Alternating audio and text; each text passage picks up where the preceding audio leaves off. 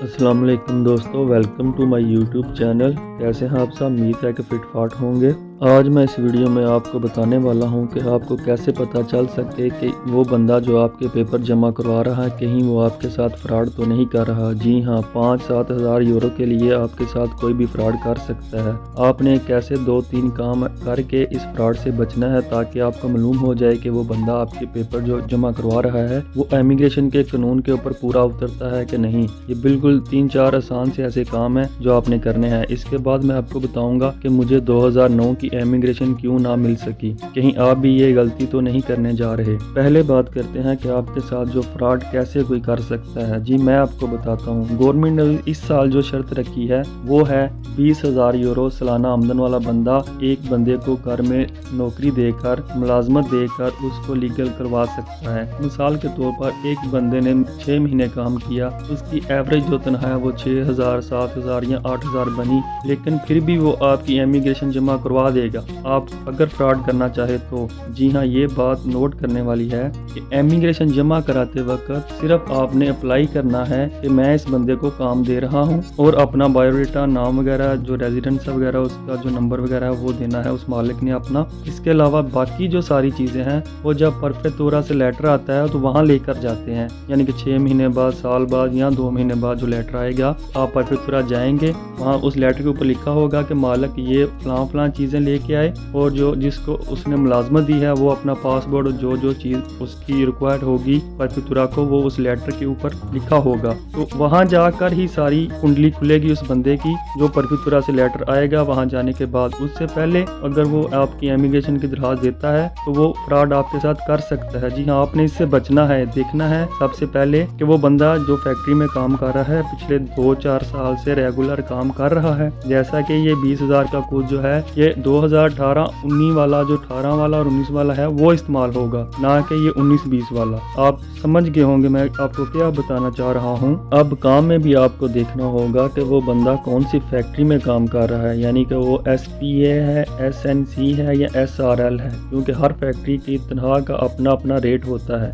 20,000 euro से ऊपर खुद जो है सालाना आमदन जो है ये उसी बंदे की बन सकती है जिसकी हर महीने की तनख्वाह 1,600 यूरो से ऊपर हो। जी हाँ, ये भी एक गौर करने वाली बात है कि 1,600 यूरो से ऊपर उसकी तनख्वाह हो तो ही जाके उसका 20,000 का खुद बनता है। इससे कम तनख्वाह हो तो उसका 20,000 का खुद बन ही नहीं सकता। तो ये बात का जो सारा इंहिसार है ये भी उसी बात पर है कि आपको पता हो कि वो बंदा किधर काम कर रहा है और कितने साल से कर रहा है। ये नहीं कि उस बंदे ने पिछले साल काम किया हो, यानी कि पिछले 1 साल से तो वो लीगल काम कर रहा है किसी अच्छी फैक्ट्री में जहाँ उसकी तनख्वाह 2,000, 3,000, 5,000 जितनी भी हो, लेकिन वो ये इमिग्रेशन में अप्लाई नहीं कर सकेगा किसी भी मुलाजम को। वो इसलिए कि इस इमिग्रेशन में 2018-19 वाला जो है खुद वो इस्तेमाल होगा, और जो बंदे ने पिछले साल काम किया होगा 2019 में वो जो खुद है वो तो अभी हमको मिला है 19-20 वाला, वो बंदा ये इमिग्रेशन अप्लाई नहीं कर सकेगा, यानी कि मालक वो नहीं बन सकेगा क्योंकि वो उसके पास काम पिछले साल का है। ये बात आपने गौर करनी है,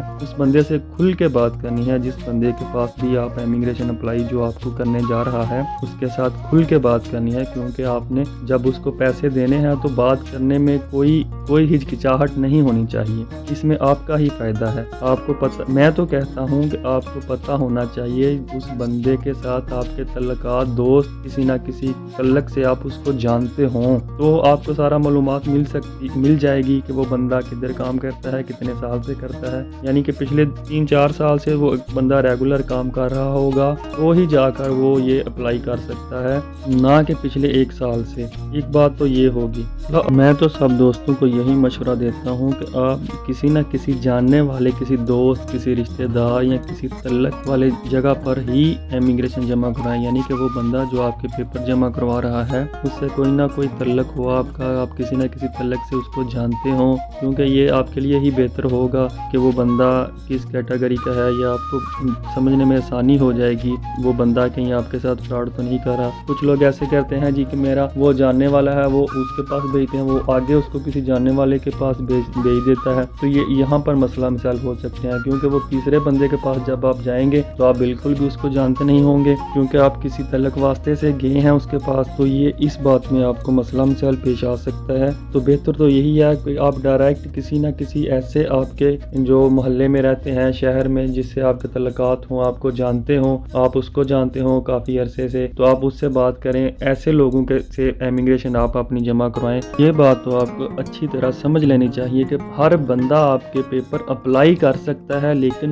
मिलना नामुमकिन होगा। मिलेंगे फिर सिर्फ और सिर्फ उनको जो कि गवर्नमेंट के जो कानून बनाया है, जो रिक्वायरमेंट है उनके ऊपर जो पूरा उतरेगा। तो इधर ये मसला मिसाइल है, यहाँ पर आपके साथ फ्रॉड हो सकता है। जमा करवाने के लिए किसी भी चीज़ की ज़रूरत नहीं होती मालिक की, सिर्फ उसका जो है बायोडाटा, नाम, नोमे कनोमे वगैरह, रेजिडेंस वगैरह, इन चीज़ों की ज़रूरत होती है, जो कि ऑनलाइन, हर चीज़ ऑनलाइन अप्लाई होगी। बाकी सारी जो उसकी कुंडली खुलेगी वो परफितुरे जाने के बाद ही खुलेगी। ये बात आप याद रखें। इसके बाद मैं आपको बताता हूँ कि मुझे 2009 की इमिग्रेशन क्यों नहीं मिली। जी तो दोस्तों, 2009 वाली इमिग्रेशन जैसे ही मैंने जमा करवाई तो वो 2009 भी गुजर गया, 10 भी गुजर गया, 11 के दरमियान में मुझे लेटर आया कि आप आए। परफितुरे से लेटर आया कि आप जो रिक्वायर्ड डॉक्यूमेंट होते हैं वो लेके, मालिक भी और उसका जिसको उसने अप्लाई किया वो दोनों आए। जी हाँ, तो मैं किसी और शहर में रहता था, वो बंदा किसी और, मैंने पेपर जो थे वो किसी और शहर में अप्लाई किए थे। ये भी आपने इस चीज़ पर भी गौर करना है कि आप जिस शहर में रहते हो ज़्यादा से ज़्यादा कोशिश करें कि उसी शहर में आप पेपर अप्लाई करें, ना कि किसी और शहर में आपकी रिहाइश हो और जो आपने पेपर जमा करवाए हों वो किसी और शहर में हो। क्योंकि 2012 में कंट्रोल किया गया था, काफ़ी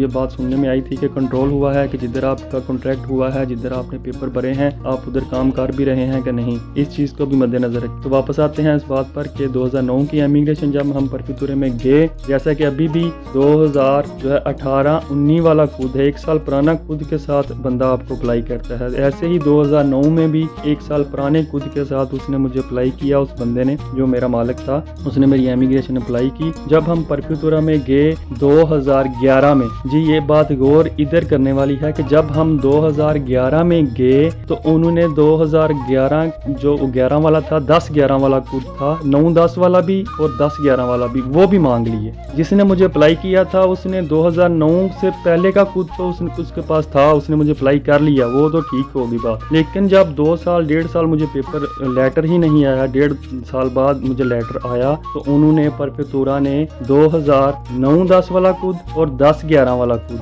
ये भी मांग लिए, ये उसके पास नहीं थे।